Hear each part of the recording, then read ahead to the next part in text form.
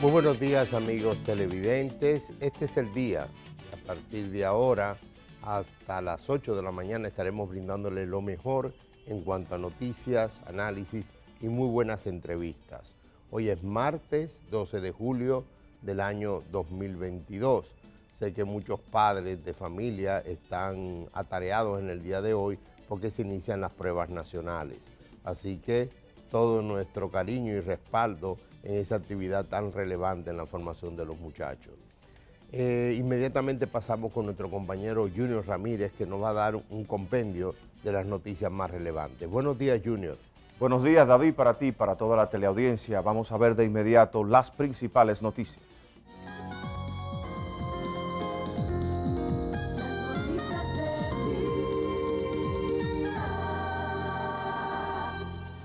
Falleció ayer un privado de libertad que resultó herido en el motín registrado este lunes en la cárcel modelo de Anamuya, en Higüey, provincia de la Altagracia, en circunstancias que están bajo investigación. Wilma Marte con los detalles. Tras reforzar la seguridad, las autoridades penitenciarias informaron que investigan la muerte de un recluso en el Centro de Corrección y Rehabilitación Anamuya, tras registrarse un motín este lunes. Estamos haciendo una investigación con relación a lo que ha sido esos datos. Precisamente me acompaña Neuri aquí, que está en la investigación, y próximamente ya tendremos mejores datos. Aunque la oposición a una requisa por parte de los privados de libertad sería la razón que desataría el incidente, según se dio a conocer en los primeros momentos del hecho. Estos alegan que han sido los constantes maltratos a los que son sometidos que desataron la furia. Que se acabe el abuso que se está cometiendo aquí con los internos. ¿Tú estás claro que se abusa? Claro, se está haciendo mucho abuso aquí, se está haciendo y muchas cosas. Yo lo que quiero es la procuradora que venga aquí. Para que hable con nosotros, ¿y qué va a pasar? Espera, yo tengo una familia y no quiero que me pase nada. Que ahora mismo yo estoy aquí para ver por ellos, porque yo soy un agente bacano, nunca me pasé con ellos. Ellos mismos, los teléfonos, ellos mismos vienen a quitarlos. Ellos mismos. Un agente de vigilancia y tratamiento penitenciario que había sido retenido por el grupo amotinado fue liberado pasado las 3 de la tarde tras la intervención de la directora de los Centros de Corrección y Rehabilitación, Hilda Patricia Lagombra Polanco, así como las autoridades locales del Ministerio Público y la Policía Nacional. Entre tanto, algunos del personal de salud del centro, tras encontrarse en el motín en el que se registraron varios disparos, solo optaron por salvaguardar sus vidas. Para nosotros, la seguridad de nosotros personal. Okay. Todo está bien, hasta ahora ellos están trabajando ya ahí. Sí, pero lanzaron bombas lacrimógenas ahí dentro. Y tiro.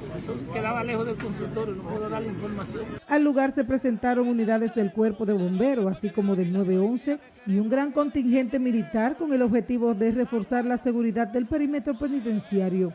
La Dirección General de Servicios Penitenciarios y Correccionales indicó que sigue tomando medidas para mantener en orden el Centro Correccional de Anamuya, que aloja a 992 privados de libertad. Para Telenoticias, Wilma Marte. En el ámbito judicial, el expediente acusatorio del caso Medusa depositado por el Ministerio Público mantiene escandalizada a la población por la magnitud de los delitos que allí se detallan y la forma en que se cometían. Paola Báez tiene las reacciones de legisladores y miembros de la sociedad civil. Adjudicación de contratos millonarios, sobornos, lavado de activos, estafa contra el Estado y asociación de malhechores son algunos de los delitos por los que debe responder el ex procurador Jean Alain Rodríguez, de acuerdo al expediente de corrupción formulado por el Ministerio Público. Legisladores de distintas bancadas consideran que se debe demostrar en los tribunales su culpabilidad o inocencia. Se respete el debido proceso, se hagan las investigaciones del lugar y que cada quien pague por sus hechos. Cada quien tiene que asumir su responsabilidad y si es culpable debe de pagar y debe de responderle al pueblo por malversar los fondos del mismo. Lo que vivimos en este país durante los 8 años de Danilo, sabemos que Jean Alain, como otros, eran cuadros políticos y que él no estaba en Procuraduría por mérito, por su destreza en el manejo del ámbito jurídico, sino porque era un cuadro político. La labor del órgano persecutor fue bien valorada por la ex coordinadora de Participación Ciudadana, quien estuvo en el programa El Día y entiende que otras personas mencionadas en el caso podrían ser incluidas en el expediente en otra etapa del proceso. Puede incluirlo posteriormente en una instrucción En ese proceso que se llama ampliación de la acusación, hay una introducción suplementaria que ahí puede incluir testigos. Para el sociólogo Cándido Mercedes, la acusación de los involucrados en el supuesto entramado de corrupción debe ser motivo de alegría, ya que por primera vez se someten a la justicia corruptos y corruptores. Cuando hablamos de que la corrupción en República Dominicana es endémica, es porque hay toda una coalición de sectores públicos y sectores privados. En gran medida la corrupción no se expande si no hay parte de esa parte empresarial que se alía. Si el Ministerio Público entiende que el ex Procurador General de la República tiene mérito para ser encausado, lamentablemente habría que ver en los tribunales. En realidad que este país siempre va a seguir así porque la justicia misma ha sido muy permisiva. Los que tienen el mando en la mano han sido muy permisivos con los actos de corrupción. Todo el que haga los fraudes y corruptos, sea militar o civil, que la justicia haga su trabajo. Al ser entrevistado en el programa 1+1 de Teleantillas, Cándido Mercedes descartó que exista peligro de inestabilidad política en el país debido a estos enjuiciamientos. Para Telenoticias, Paola Báez. A propósito, líderes religiosos se han visto involucrados en casos de corrupción, específicamente en los casos Coral y ahora Medusa. En ese sentido, el Consejo Dominicano de Unidad Evangélica llama a la feligresía y a los pastores de esa comunidad a no actuar de espaldas a la ley y las buenas costumbres. Fabiola Núñez nos explica. La historia se repite. Nueva vez una pastora y su hijo son involucrados en casos de corrupción por el Ministerio Público.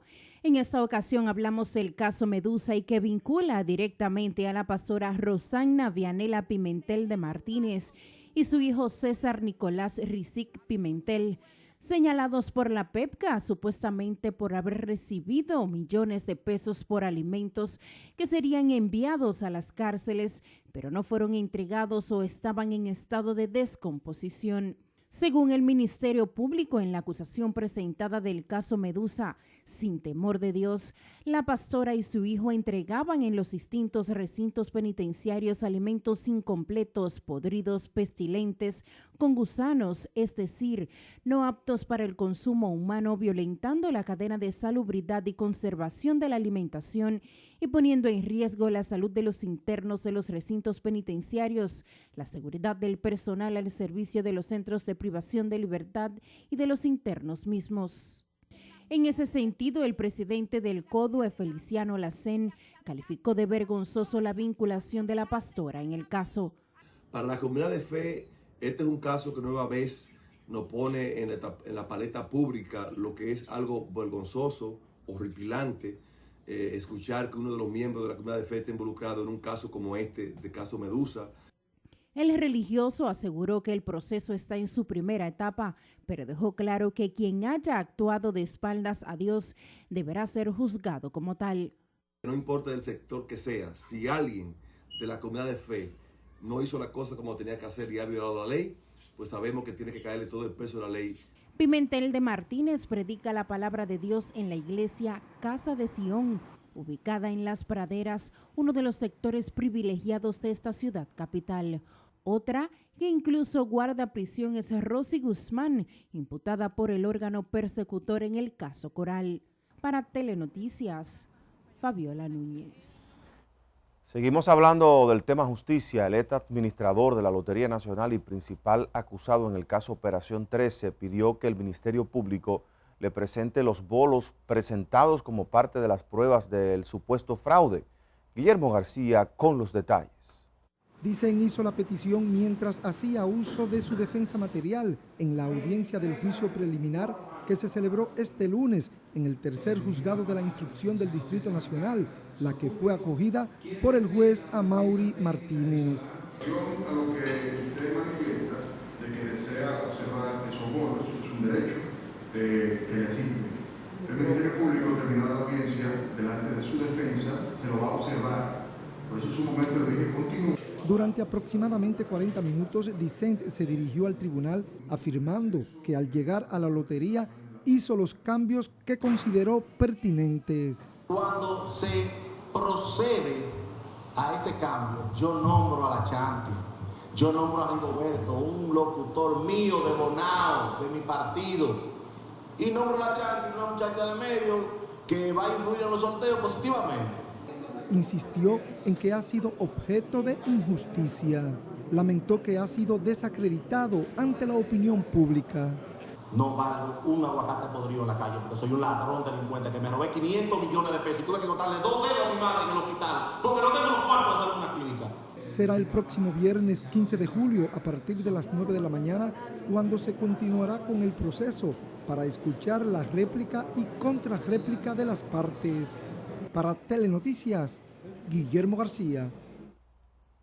En otro tema, el presidente Luis Abinader designó anoche a Joel Santos como ministro de la presidencia de manera interina en sustitución de Lisandro Macarrulla, quien tomó licencia del cargo por el escándalo Medusa.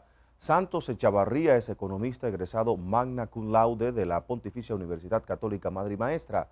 Desde agosto del 2020 era gerente general de la administradora de fondos de pensiones reservas, AFP Reservas, y desde esa misma fecha funge también como asesor honorífico del Poder Ejecutivo en materia de turismo. Y legisladores afirman que trabajan para la aprobación de las propuestas de modificación a las leyes electorales, aunque todavía hay puntos en los que las discusiones continúan abiertas. Que me expliquen a mí cuál es la verdadera urgencia que tenemos en este momento. Nosotros estamos trabajando a un ritmo acelerado, podemos decir, sin prisa pero sin pausa, y entendemos que estamos en buen tiempo y vamos a dar respuesta en un tiempo prudentemente razonable. Sería importante que nosotros no tuviéramos el tiempo necesario para estudiar sin presión, sin inclusión de la politiquería, siempre pensando en darle a la República Dominicana un ordenamiento legal que pueda ayudar a sobrepasar, por ejemplo, temas como, por ejemplo, el transfugismo. Los congresistas hicieron estas declaraciones tras lo expresado por el presidente de la Junta Central Electoral, Román Jaques, donde urgió una pronta aprobación del proyecto de leyes electorales para poder celebrar elecciones transparentes en 2024. A pesar de que el Ministerio de Turismo lleva un tiempo promoviendo el nuevo modelo que tendrá el pueblo de los pescadores de las Terrenas en la provincia de Samaná, a casi un año de su incendio aún no inicia la reconstrucción del lugar, que es un símbolo del turismo en esa importante zona del país. ¿Por qué no se ha iniciado su reconstrucción hasta ahora? ¿Cuáles de las partes han generado inconvenientes o han presentado inconformidad? ¿Cómo luce el lugar hoy en día? Paula Mateo nos lo cuenta en el siguiente reporte. Las autoridades no han comenzado el levantamiento del pueblo de los pescadores, debido a diferencias en cuanto al diseño de los nuevos establecimientos presentadas por los comerciantes que hacían vida en el lugar, que resultaron afectados por el incendio, de acuerdo a la gobernadora y el senador de la provincia, Samaná. Salieron algunas controversias en donde no le gustaba la fachada, no tuvieron muy de acuerdo con las longitudes de los espacios que iba a tener cada restaurante, en fin. Controversias que son normales. El señor presidente ha querido, y es su deseo, que se haga en consenso con la ciudadanía. No se ha retrasado, se debe a lo que te refería anteriormente, que todo ahora tiene que hacerse a través de la ley 340 de compra y contrataciones. Según sus declaraciones, luego de 3 vistas públicas con presencia del ministro de Turismo David Collado, comerciantes afectados y autoridades provinciales, se decidió que el pueblo sería construido en el mismo sitio, por lo que el emblemático lugar está a punto de cobrar vida. Y ya nosotros lo que estamos es a la espera de un proceso de licitación y de asignación de un contratista. El Ministerio de Turismo, lo cual yo siempre estuve de acuerdo, primero hizo vista pública porque habían rumores que no lo querían ahí, los medioambientalistas protestaban, otros por intereses particulares y otros porque les gustan decir no a cualquier cosa. La gran mayoría decidimos en una primera vista pública, por mayoría, que debía ser ahí, para no perder la esencia. Luego que ya todo va a ser ahí, para entonces proceder a los pasos que hay que dar para una inversión del Estado Dominicano. Vuelve un ruido, otro ruido, que no, entonces por la transparencia, el ministro de Turismo dice, pues vamos a hacer otra vista pública. Y entonces vuelve y se hace otra vista pública, y eso es tiempo que se va perdiendo, pero nunca hubo la intención de no hacerlo. La Terrena es el punto más importante del turismo de nuestra provincia. Es nuestra, vamos a decir que nuestra cara. En tanto que la ex administradora del pueblo de los pescadores y ex alcaldesa de La Terrena, Mariana van der Hout, expresó que los comerciantes afectados están conformes y que se ha procedido de manera correcta para la reconstrucción del representativo lugar. Esos arrendatarios tenían unos derechos adquiridos por unos contratos que el Estado le está respetando. El asunto está en qué se iba a hacer. Había que hacer un esquema, un proyecto. Entonces, realizado este proyecto, este gobierno es muy transparente. Entonces, y esto causó mucho ruido. Es un sitio ícono donde el mundo entero estuvo pendiente. Entonces, rehacerlo llevaba el mismo cuidado de atención que se iba a tener. Ellos van a ser beneficiados. Sí, ellos están conformes, están contentos. Claro que sí. Solo que bueno, a veces se desesperan, es natural, van a un tiempo sin producir, pero saben que tienen que esperar, porque se está dentro de la ley.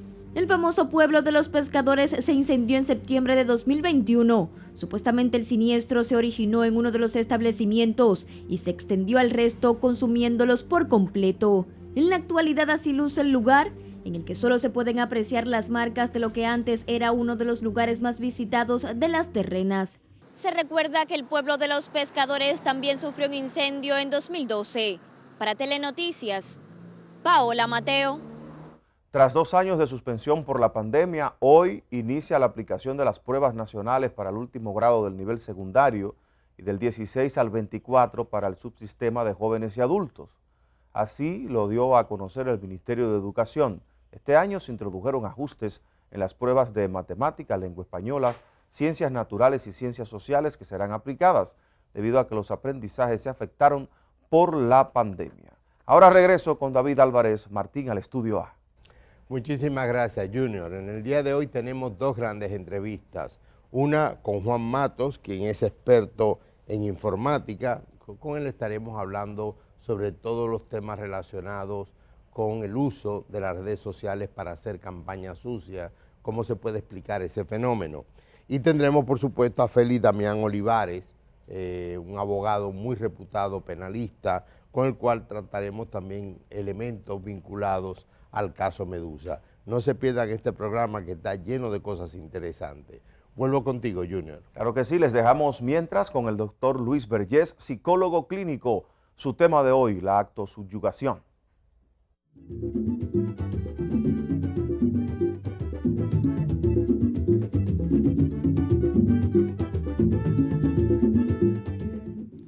Vamos a conversar sobre la autosubyugación. ¿Qué significa autosubyugarse? Autosubyugarse es el proceso mediante el cual algunas personas dejan de lado la satisfacción de sus propias necesidades, tanto físicas como psicológicas, para evitar sentirse culpables o egoístas. Tienden a caer en un patrón de subordinación, donde lo que importa es la opinión de los demás, así como también complacer a como dé lugar los deseos de aquellos que se lo manifiesten. La autosubyugación se traduce en pérdidas de oportunidades de desarrollo personal, así como también en un metamensaje donde las demás personas interpretan que pueden aprovecharse de nosotros para explotarnos o manipularnos. Las personas autosubyugadas con frecuencia tienen ideas exageradas sobre la importancia de complacer a los demás y son muy sensibles al rechazo y la desaprobación.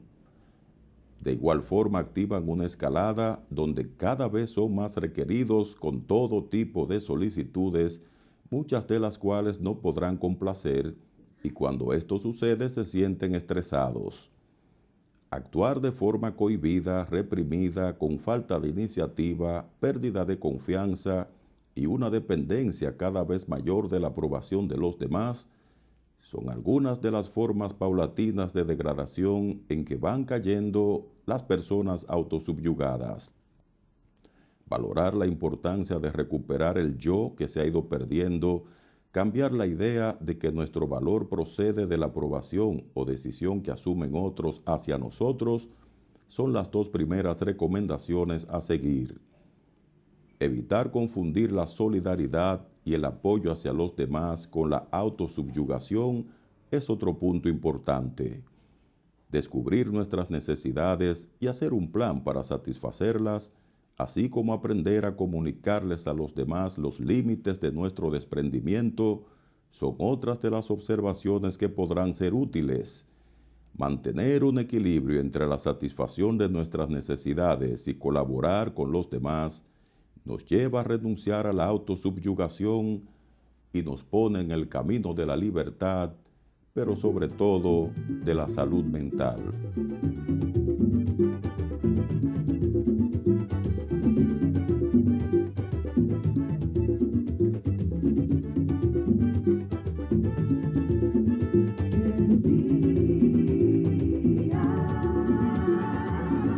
El día camina contigo allá donde vayas.